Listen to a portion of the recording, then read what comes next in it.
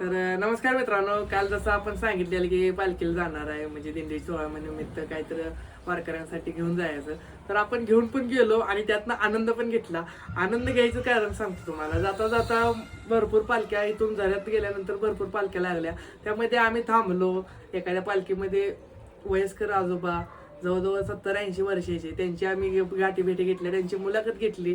18 वर्षे 20 वर्षापासून परंपरा चालत ते येणारे आजोबा, त्यांनी त्यांची कहाणी सांगितल्या. खरंच म्हणजे मनाला पण वेगळंच वाटलं आणि त्यात जे आनंद होता तो आनंद शब्दात सांगू शकत नाही. त्यानंतर आम्ही पुढे पोहोचलो आमच्या लेंगरे पंचक्रोशीतील वारकरी मंडळापर्यंत.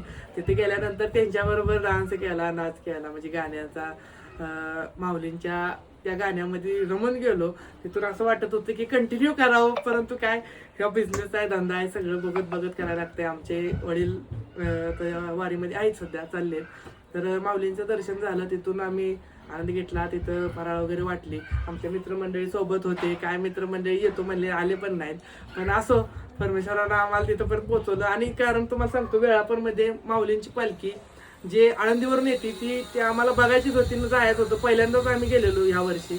या अगोदर कधी वारीत गेलो नाही, दिंडीत गेलो नाही, पहिल्यांदाच गेलतो. मामांच्या आशीर्वादानं आम्हाला काय वेगवेगळ्या प्रकारे घडवलेला आहे. आता मग जायचं होतं, तिथंपर्यंत पोहोचायचं होतं आम्हाला वेळापूरपर्यंत.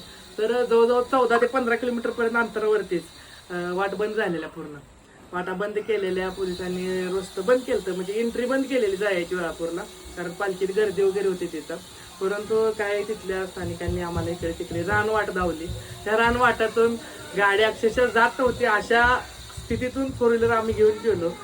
चिखलाची वाट होती, गाडी अशी घसरायची, परंतु आम्ही पोचलो. कारण परमेश्वरानं आम्हाला तिथंपर्यंत नेलं. आणि एवढी गर्दी होती भयंकर वेळापूरमध्ये माऊलींचं दर्शन घेण्यासाठी पालखीचं.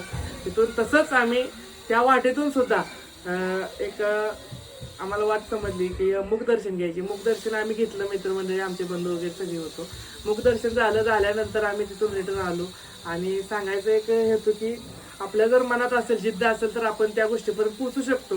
कारण बरेच जण रिटर्न गेले, 15 किलोमीटरवरून रिटर्न माणसं गेली, पण आम्हाला वाट समजली, त्या वाटेनं आम्ही चिखलातून वगैरे गेलो. परंतु तिथं पोहोचलो, रात्र झाली. रात्रीच्या यायला 12 घरी वाजल्या. पण मस्त वाटलं. असा आनंद सोहळा पुढील वर्षी आपण यापेक्षा वारीला वेळ देण्याचा प्रयत्न करणार आहे, आपल्या बिझी शेड्यूलमधून, कामधंद्यातून. तर मस्त वाटलं. धन्यवाद. रामकृष्ण हरी. जय बाळूमामा.